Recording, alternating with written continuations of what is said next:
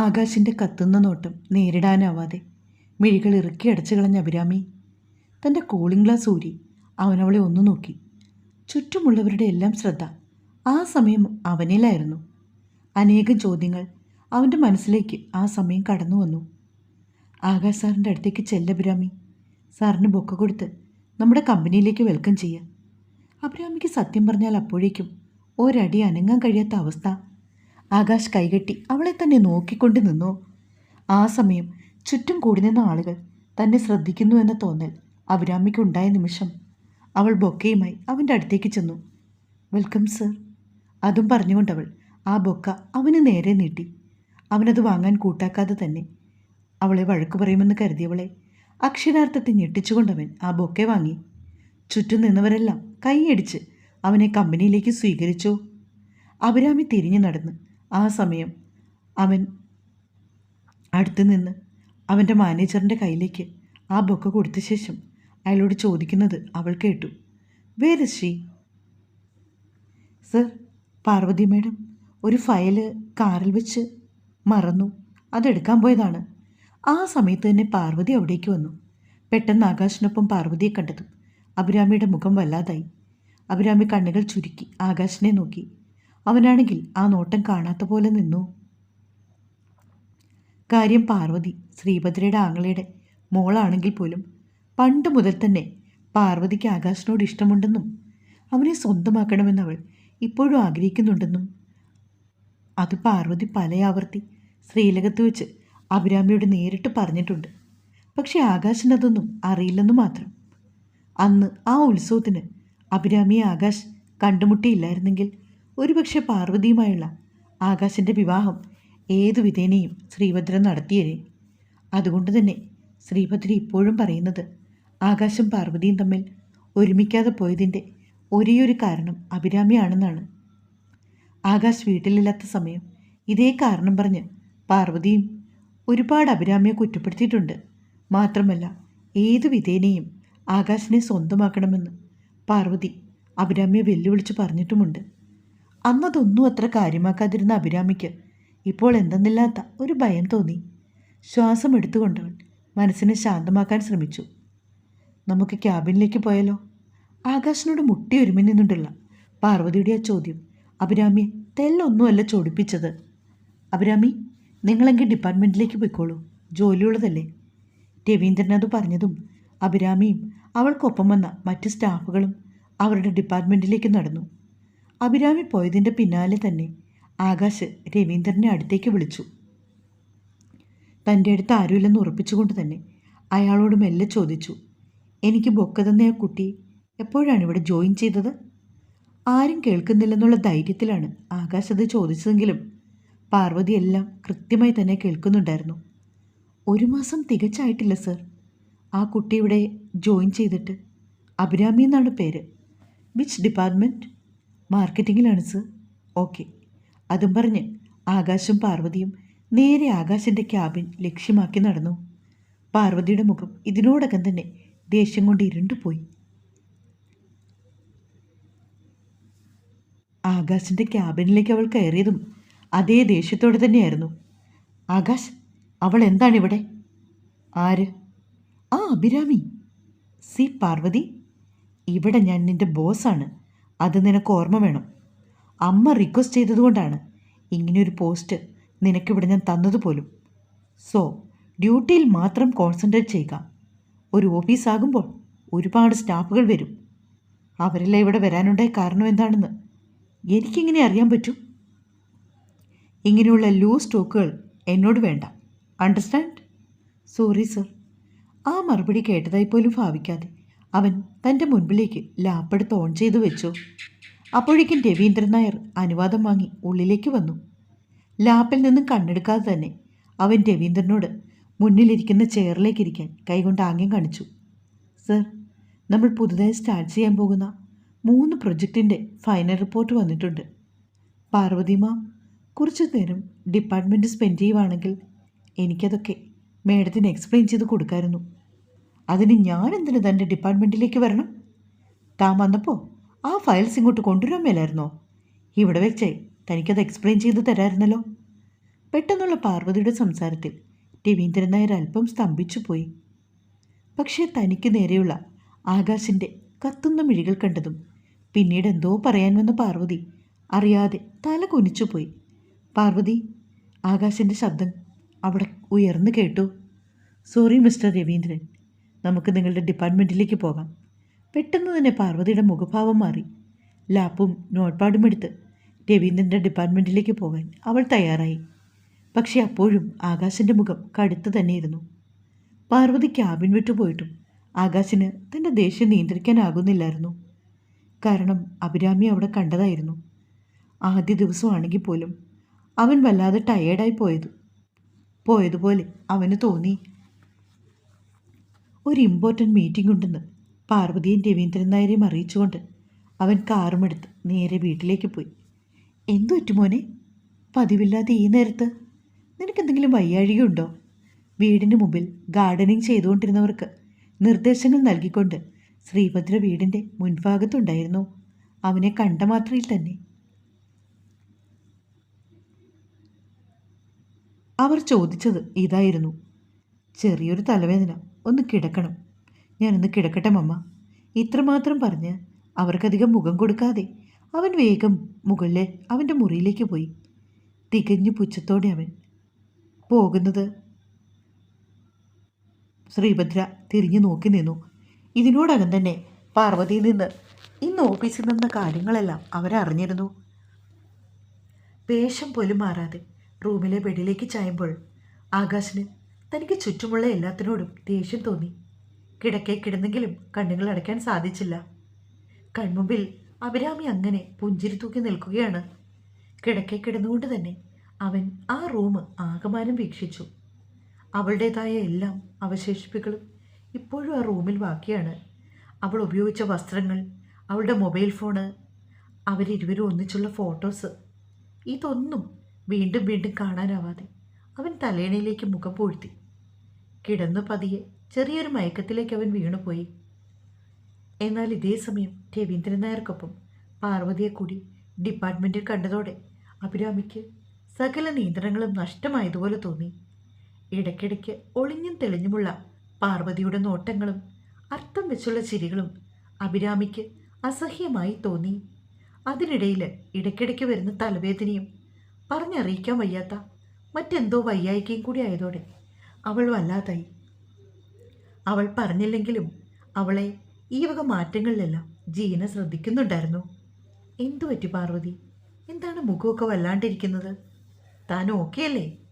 ഏയ് ഒന്നുമില്ല ജീന, എനിക്ക് ചെറിയൊരു തലവേദന പോലെ. എങ്കിൽ പിന്നെ ക്യാൻറ്റീനിൽ പോയി ഒരു കോഫി കുടിച്ചിട്ട് വാ, അപ്പോഴേക്കും താനൊന്ന് ഫ്രഷ് ആവും. അഭിരാമി പിന്നെയും എന്തോ ആലോചനയിലിരിക്കുന്നത് കാണിക്കെ ജീന തുടർന്നു. ഞാനും കൂടി വരണോ? ജീനയുടെ ആ ചോദ്യം അഭിരാമിക്ക് നൽകിയ ആശ്വാസം അത്ര ചെറുതല്ലായിരുന്നു. താനും കൂടി വാ, നമുക്ക് ഒന്നിച്ചു പോയിട്ട് പെട്ടെന്ന് തിരികെ വരാം.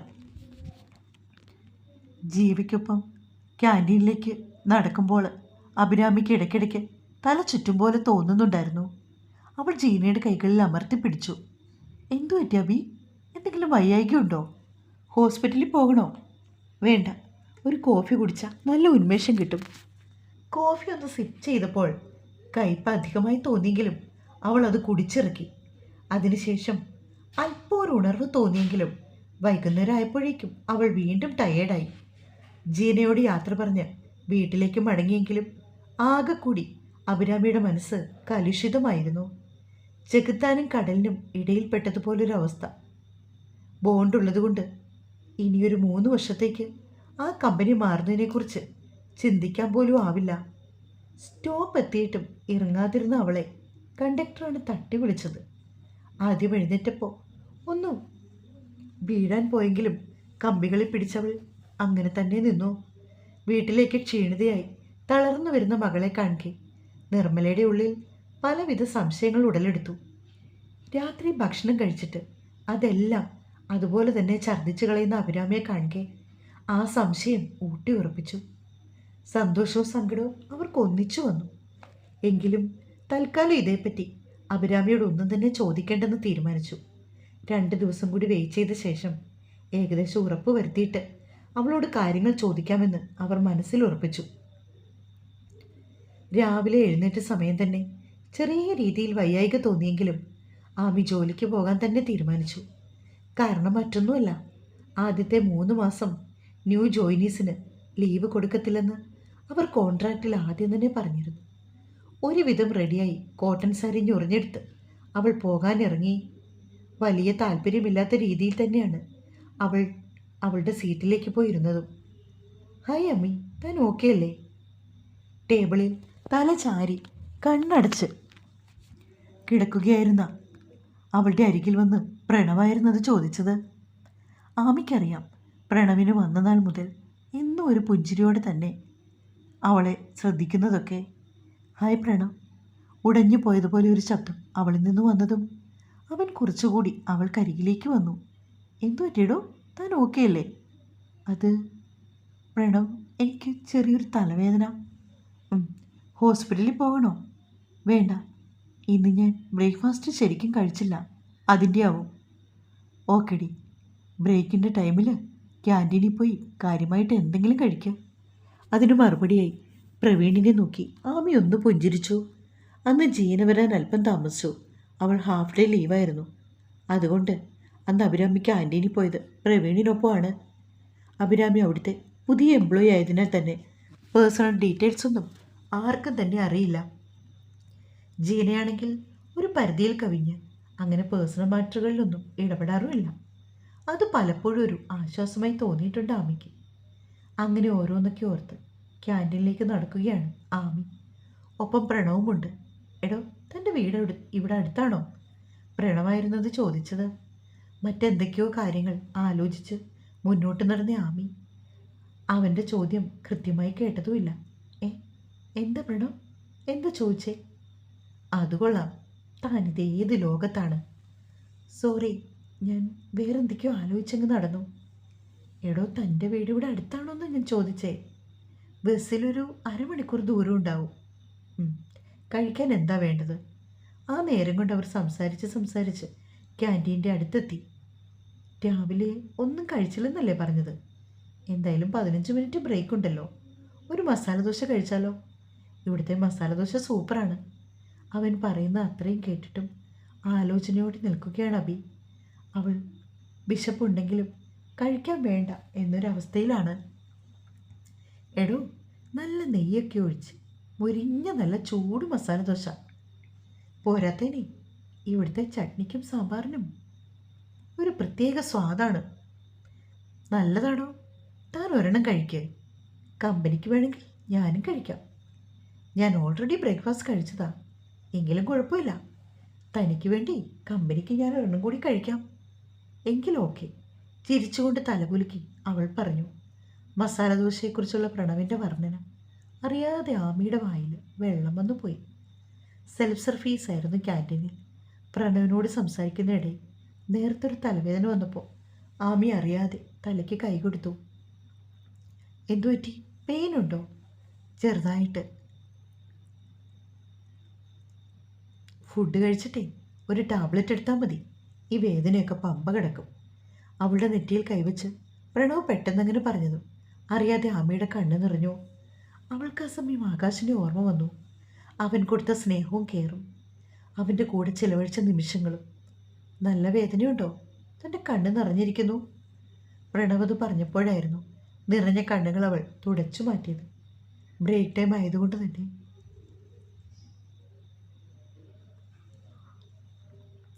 പല പല ഡിപ്പാർട്ട്മെൻറ്റിൽ നിന്നുള്ളവർ ക്യാൻറ്റീനിലുണ്ടായിരുന്നു. ചിലരൊക്കെ പ്രവീണിനെയും അഭിരാമിയും തന്നെ നോക്കി നിൽക്കുന്നുണ്ട്. കുറഞ്ഞ ദിനങ്ങൾ കൊണ്ട് തന്നെ അഭിരാമി ഇവിടെ എല്ലാവർക്കും പരിചിതയായി മാറിയിരുന്നു. മറ്റൊന്നും കൊണ്ടല്ല, വന്നു കയറി കുറച്ച് ദിവസങ്ങൾക്കുള്ളിൽ സിഇഒയ്ക്ക് ഫ്ലവേഴ്സ് കൊടുത്ത് വെൽക്കം ചെയ്യാനുള്ള ഗോൾഡൻ ചാൻസ് കിട്ടിയത് അവൾക്കല്ലായിരുന്നു. അതുകൊണ്ട് നമുക്കുള്ള ഫുഡ് റെഡിയായിട്ടുണ്ട്. ഞാൻ പോയി കളക്ട് ചെയ്തിട്ട് വരാം. താൻ അപ്പോഴേക്കും കൈയൊക്കെ ഒന്ന് വാഷ് ചെയ്തിട്ട് വാ. അവൾ തലകുലുക്കിക്കൊണ്ട് വാഷിംഗ് ഏരിയയിലേക്ക് പോയി. അതേസമയം ഓഫീസൊക്കെ ചുറ്റിക്കാണാൻ രവീന്ദ്രനും പാർവതിക്കുമൊപ്പം ഇറങ്ങിയ ആകാശ് വന്നെത്തി നിന്നതും ക്യാൻറ്റീനിൽ തന്നെയായിരുന്നു. ആകാശിനൊരു കോഫി വേണമെന്ന് പറഞ്ഞ് അതെടുക്കാൻ വേണ്ടി പോയതാണ് രവീന്ദ്രൻ. പാർവതിയും അയാൾക്കൊപ്പം പോയിരുന്നു. ആ സമയത്താണ് ആകാശ് കാണുന്നത് പ്രണവിനൊപ്പം സംസാരിച്ചുകൊണ്ട് നിൽക്കുന്ന ആമിയെ. അവളുടെ മുഖം കണ്ടപ്പോൾ തന്നെ അവൾ എന്തോ വയ്യായിക്കൊണ്ടെന്ന് അവൻ്റെ മനസ്സ് പറഞ്ഞു. അതിൻ്റെ കൂടെ പ്രണവ് അവളുടെ നെറ്റിമേൽ കൈവയ്ക്കുന്ന കൂടി കണ്ടതോടെ അവൻ എവിടുന്നൊക്കെയോ ദേഷ്യം ഇരച്ചെത്തി. പണ്ടൊക്കെ ഒരുമിച്ചുണ്ടായിരുന്ന നാളുകളിൽ ആമിക്കൊരു വയ്യായ്ക വരുമ്പോൾ മീറ്റിങ്ങുകൾ പോലും പാതി വഴിക്ക് നിർത്തി മാനേജറിനെ ഏൽപ്പിച്ച് വീട്ടിലേക്ക് പോയിട്ടുണ്ട് അവൾക്കൊപ്പം ഇരിക്കാൻ. അന്നൊക്കെ പനിച്ചു വിറച്ച് തൻ്റെ നെഞ്ചിലേക്ക് പറ്റിച്ചേർന്നുറങ്ങുന്ന ആമിയെ ഓർക്കും തോറും ആകാശിന് എവിടേക്കോ ഒരു നഷ്ടബോധം തോന്നി. അവളുടെ പനിച്ചൂട് ഇപ്പോഴും അവൻ്റെ നെഞ്ചിൽ തങ്ങി നിൽക്കും പോലെ അവൻ നെഞ്ചൊന്ന് തടവി. അവളുടെ ഒപ്പമുള്ള സുന്ദര നിമിഷങ്ങൾ ഓരോന്നും ഓർമ്മയിൽ തെളിഞ്ഞതും അവൻ തലയൊന്ന് കുടഞ്ഞു. ജീവന് വേണ്ടി പിടഞ്ഞ മമ്മയെ ഓർക്കെ ഞൊടിയിടയിൽ അവൻ്റെ മുഖത്തെ ഭാവം മാറി. കൈ കഴുകി തിരികെ നടന്ന് ടേബിളിനരികിലേക്ക് എത്താൻ നേരം ആമിക്ക് തല ചുറ്റും പോലെ തോന്നി. ക്യാൻറ്റീനിലെ നടുവിലെ വലിയ തൂണിലേക്ക് അവൾ കൈ ചേർക്കാൻ ശ്രമിച്ചെങ്കിലും അതിന് കഴിയാതെ അവൾ നിലത്തേക്ക് വീഴാൻ തുടങ്ങി. പക്ഷെ നിലത്തേക്ക് വീഴും മുമ്പേ രണ്ട് കൈകൾ അവളെ താങ്ങി പിടിച്ചു. അവൾ വീഴാൻ പോയതും അറിയാതെ ആകാശം നിന്നിടത്ത് നിന്ന് അങ്ങോട്ടേക്ക് ഓടി. പക്ഷേ അവൾ നിലത്തേക്ക് വീഴും മുമ്പ് അവളെ താങ്ങിപ്പിടിച്ച കൈകൾ പ്രണവിൻ്റേതായിരുന്നു എന്ന് മാത്രം. ഞെട്ടറ്റു പോയൊരു പന്നീർപ്പൂവ് പോലെ അവൾ വാടിക്കൊഴിഞ്ഞ് പ്രണവിൻ്റെ കൈകളിലേക്ക് വീണു. അവളുടെ നഗ്നമായ വയറിൽ പ്രണവിൻ്റെ വിരലുകൾ അമർന്നു. ഒരു കൈകൊണ്ട് അവളെ താങ്ങിപ്പിടിച്ച് മറു കൈകൊണ്ട് അവളുടെ മുഖത്ത് തട്ടി പ്രണവ് വിളിക്കാൻ ശ്രമിച്ചു. അപ്പോഴേക്കും ആകാശും മറ്റു സ്റ്റാഫും അവിടേക്ക് ഓടിയെത്തി. പ്രണവിൻ്റെ കൈകളിൽ കിടക്കുന്ന അഭിരാമിയെ കണ്ടതും ആകാശിന് എന്തെന്നില്ലാത്ത ദേഷ്യം വന്നു. പെട്ടെന്ന് തന്നെ മെഡിക്കൽ ടീം അവിടേക്ക് എത്തിച്ചേർന്നു. എന്തുപറ്റി കുട്ടിക്ക്? ഗാംഭീര്യമുള്ള ആ ശബ്ദം മറ്റാരുടെയും ആയിരുന്നില്ല, അത് ആകാശിൻ്റേതായിരുന്നു. സർ, ആമി ഇന്ന് മോർണിംഗ് പ്രോപ്പറായി ഫുഡ് കഴിച്ചില്ല. വന്നപ്പോൾ മുതൽ ചെറിയ തലവേദനയും ക്ഷീണവുമൊക്കെ. പ്രണവ് അഭിരാമിയെ ആമി എന്ന് അഭിസംബോധന ചെയ്തത് കേട്ട് ആകാശിന് ശരിക്കും ദേഷ്യം വന്നു. അപ്പോഴേക്കും മെഡിക്കൽ ടീം ആമിയുടെ മുഖത്തേക്ക് അല്പം തണുത്ത വെള്ളം തളിച്ചു. എന്നിട്ടും അല്പസമയം അടുത്തു വന്ന് അവളുടെ മിഴികൾ ഒന്നും വിടർന്നു. അല്പസമയം എടുത്തു അവളുടെ മിഴികളൊന്ന് വിടർന്നു വരാൻ. നനഞ്ഞൊട്ടിയ കൺപീലികൾ മെല്ലെ തുറന്ന് അവൾ ആദ്യം കണ്ടത് ആകാശിൻ്റെ മുഖമായിരുന്നു. പയ്യെ എഴുന്നേക്കാം. അവളുടെ കയ്യിൽ പിടിച്ചുയർത്താൻ ശ്രമിക്കുവാണ് പ്രണവ്. പക്ഷെ അവളുടെ മിഴികൾ ആകാശിൽ ഉറച്ചു പോയിരുന്നു. എങ്കിലും പ്രണവിൻ്റെ സഹായത്തോടെ മെല്ലെ അവൾ എഴുന്നേറ്റു. പക്ഷേ എന്തുകൊണ്ടോ അവളുടെ മനസ്സ് ആകാശിൻ്റെ സാമീപ്യം ആഗ്രഹിച്ചു. ഇതെല്ലാം കണ്ടുനിന്ന പാർവതിയുടെ കണ്ണുകൾ ക്രൂരമായി തിളങ്ങി. ഇപ്പോൾ ഓക്കെയാണോ ആമി? പ്രണവിൻ്റെ ചോദ്യത്തിന് മെല്ലെ അവൾ തലകുലുക്കി. ഭക്ഷണം കഴിക്കുക. ഭക്ഷണം കഴിക്കാത്തതുകൊണ്ടാണ് തനിക്ക് ഇത്രയും ക്ഷീണം. പ്രണവ് അവളുടെ കയ്യിൽ പിടിച്ചുകൊണ്ട് ടേബിളിനരികിലേക്ക് അവളെ നടത്തിച്ചു. അപ്പോഴേക്കും കൂടി നിന്നവർ ഓരോരുത്തരെ പിരിഞ്ഞുപോയി. ബ്രേക്കിനായി അനുവദിച്ച സമയവും ഏകദേശം അപ്പോൾ കഴിഞ്ഞിരുന്നു. താൻ ആഹാരം കഴിക്കുക. നമുക്ക് ഡിപ്പാർട്ട്മെൻറ്റിൽ ചെന്ന് കാര്യം പറയാം. തൽക്കാലം താൻ ആഹാരം കഴിക്കുക. സ്റ്റാഫുകൾ എല്ലാവരും പോയതുകൊണ്ട് തന്നെ ആ ക്യാൻറ്റീനിൽ അവർ രണ്ടാളും മാത്രമായി അവശേഷിച്ചു. പക്ഷേ ക്യാൻറ്റീനിലെ വലിയ തൂണിന് പിന്നിലിരുന്ന് കോഫി കുടിക്കുന്നവനെ അവരുടെ ശ്രദ്ധയിൽ കണ്ടില്ലെന്നു മാത്രം. മസാലദോശ ചെറുതായി തണുത്തുപോയെന്ന് തോന്നുന്നു. അത് സാരമില്ല പ്രണവ്. സാവധാനം അത് പറഞ്ഞുകൊണ്ട് ഭക്ഷണത്തിൻ്റെ ഒരു കഷ്ണം മുറിച്ച് വായിലേക്ക് വെച്ചതും അതിലെ നെയ്യുടെയും മസാലയുടെയും മണം മൂക്കിലേക്ക് അടിച്ചതും വാ പൊത്തിക്കൊണ്ട് ആമി എഴുന്നേറ്റതും ഒന്നിച്ചായിരുന്നു. നിമി നേരത്തിനുള്ളിൽ പ്രണവും ആകാശം ഇരുന്നിടത്തു നിന്ന് എഴുന്നേറ്റ് അവൾ കരികിലേക്ക് ഓടി. തുടരും.